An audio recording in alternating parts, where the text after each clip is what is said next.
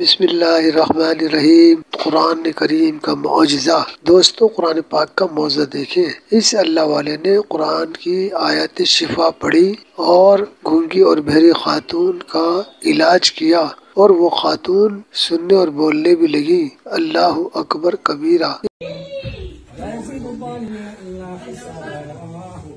وإذا مرضت فهو يشفين وإذا مرضت فهو يشفين وإذا مرضت فهو يشفين. نبي دمار كامل الكلمة. الآن لازم نفتح الشريان.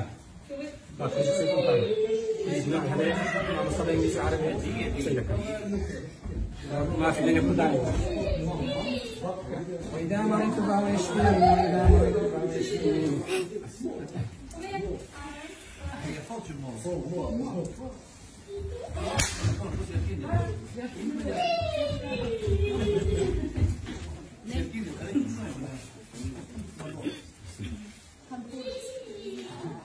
يا الله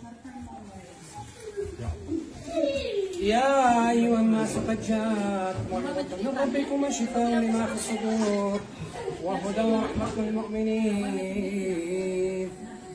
الله الله أكبر الله أكبر الله الله أكبر. وهندي يقول الله مباركة. اسمع الله ما شاء الله. هذا أدم الله الله أكبر الله. اللهم صل على محمد بركة. هوزبن الله ما شاء الله على مجينا. اللهم صل على محمد. خوش إنسان فرمولا أنت هاتينا هكذا وهكذا. السلام عليكم. वीडियो को ज्यादा से ज्यादा शेयर जरूर करें। जज़ा